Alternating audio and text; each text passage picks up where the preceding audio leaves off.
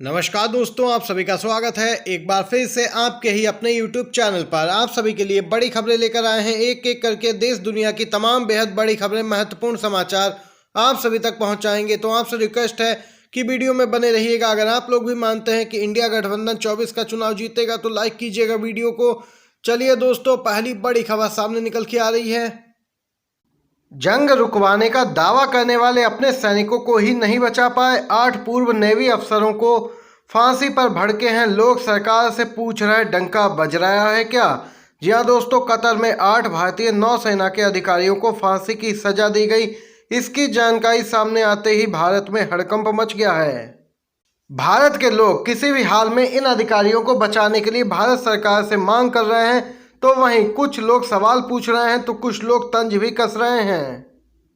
यहाँ पर लोग सोशल मीडिया पर सवाल भी पूछ रहे हैं। केंद्र की मोदी सरकार से कांग्रेस नेता श्रीनिवास बीवी ने भी लिखा, डंका बज रहा है। जो सरकार अपने पूर्व सैन्य अधिकारियों को विदेशी धरती पर फांसी की सजा होने से नहीं बचा पाई, वो एक फोन कॉल से रूस और यूक्रेन युद्ध रुकवाने का दावा करती है। दोस्तों, कांग्रेस पार्टी ने दिसंबर 2022 में संसद में आवाज भी उठाई थी, लेकिन तब मोदी सरकार सोती रही थी और इस मामले को नज़रअंदाज कर दिया। अब यहाँ पर एक सोशल मीडिया यूजर ने लिखा, ये वही लोग हैं जो दावा कर रहे थे कि इन्होंने रूस यूक्रेन की जंग रुकवा दी थी कुछ दिनों के लिए। अब ये कहाँ हैं? वे कतर के हुक्मरान को एक फ़ोन करके अपने 8 लोगों को क्यों नहीं छुड़वा पा रहे हैं? यहाँ पर दोस्तों कुछ यूजर्स की प्रतिक्रियाएं निकल के आई हैं। आप भी अपनी राय जरूर बताइए कमेंट बॉक्स में खबर को लेकर। आपकी राय बहुत ही महत्व रखती है। चलिए एक और खबर की तरफ चलते हैं। दोस्तों, बिग ब्रेकिंग न्यूज निकल के आ रही है। चुनाव आयोग के लगातार तेवर बदलते जा रहे हैं।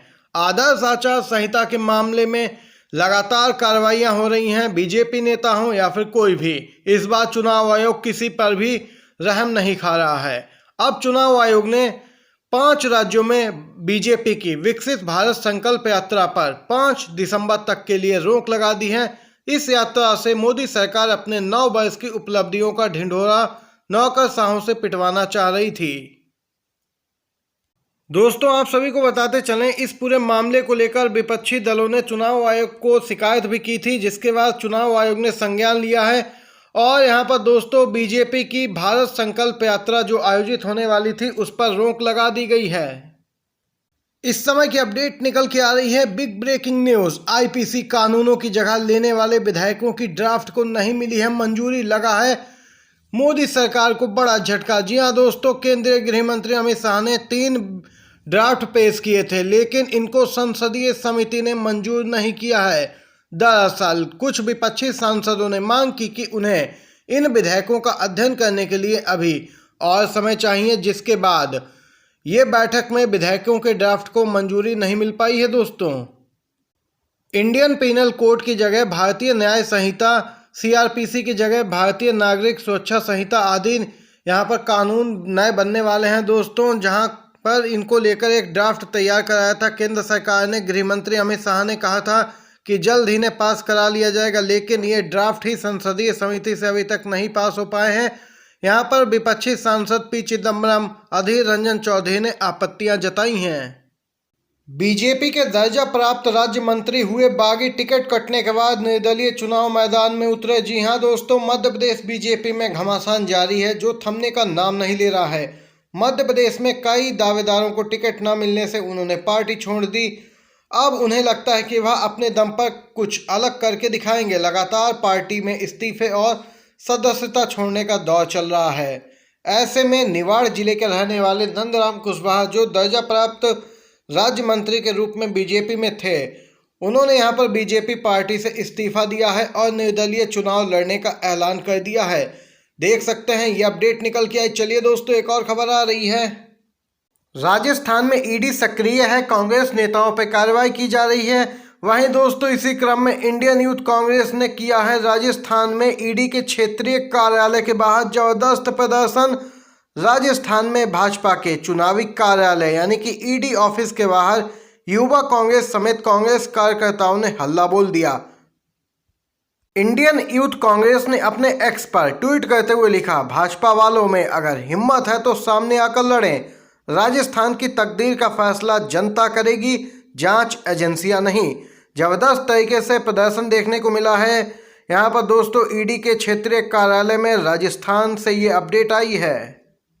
पश्चिम बंगाल से खबर है, जहां पर बीजेपी के एक और विधायक ने टीएमसी का दामन थामा है। 2 साल में भगवा पार्टी के एमएलए की संख्या 77 से घटकर 67 पहुंच चुकी है। 10 विधायक अभी तक टीएमसी में शामिल हो चुके हैं। जी हां दोस्तों, बीजेपी को उस समय बड़ा झटका लगा जब पश्चिम बंगाल के बांकुरा जिले के विधायक हरकाली प्रतिहार टीएमसी में शामिल हो गए।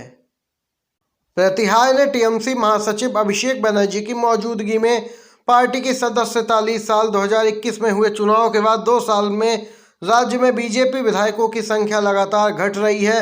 यह संख्या चुनाव जीतने के बाद 77 थी, जो कि अब 67 रह गई है। एक के बाद एक बीजेपी के विधायक टीएमसी पार्टी में शामिल हो रहे हैं, जिसके चलते यहाँ पर देख सकते हैं दोस्तों, बीजेपी में हड़कंप मचा है पश्चिम बंगाल में। इसी के साथ एक और बड़ी खबर की तरफ चलते हैं। वादा पूरा नहीं कर सकते हैं तो नहीं करना चाहिए। मराठा कोटा मुद्दे को लेकर शरद पवार का शिंदे पर तंज।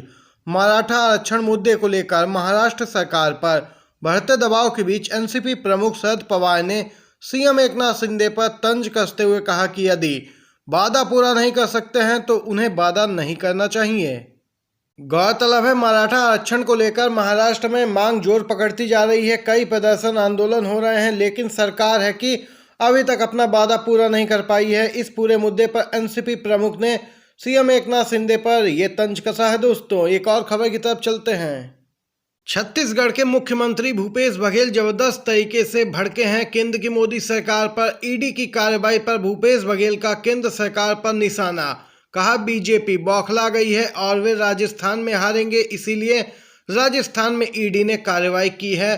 कांग्रेसी नेताओं पर राजस्थान विधानसभा चुनाव से पहले ईडी की छापेमारी के बाद सियासी सरगर्मी बढ़ गई है। एक दिन पहले ही ईडी ने राजस्थान कांग्रेस प्रमुख गोविंद सिंह डोटासरा और यहां पर दोस्तों सीएम गहलोत के बेटे वैभव गहलोत को नोटिस दिया। डोटासरा के यहां छापेमारी की गई। वहीं दूसरी तरफ भूपेश बघेल ने बड़ी बात कही है। सीएम भूपेश बघेल ने कहा है कि ईडी की कार्रवाई से स्पष्ट होता है भाजपा बौखलाई हुई है। राजस्थान में बुरी तरीके से हारने जा रही है। 12 साल पुराना कोई केस है जिसे लेकर छापा डाला जा रहा है। सीएम गहलोत के बेटे को फंसाया जा रहा है। बीजेपी यहां पर बदले की राजनीति कर रही है। यह अपडेट निकल के आई। एक और बड़ी खबर आ रही है दोस्तों, उत्तराखंड के पूर्व सीएम कांग्रेस के वरिष्ठ नेता हरीश रावत इस समय देहरादून के जाली ग्रांट अस्पताल में भर्ती हैं। उनकी कार का एक्सीडेंट हो गया था, लेकिन यहाँ भी सीबीआई ने उनका पीछा नहीं छोड़ा है। 2016 स्टिंग मामले में हरीश रावत को हॉस्पिटल में आकर सीबीआई ने नोटिस थमाया। 7 नवंबर को पूछताछ के लिए बुलाया है। यहाँ पर आज की ये बड़ी खबरें और मुख्य समाचार थे, जो इस वीडियो में एक एक करके आप सभी तक पहुँचाई हैं। दोस्तों वीडियो पसंद आया हो तो लाइक कीजिएगा।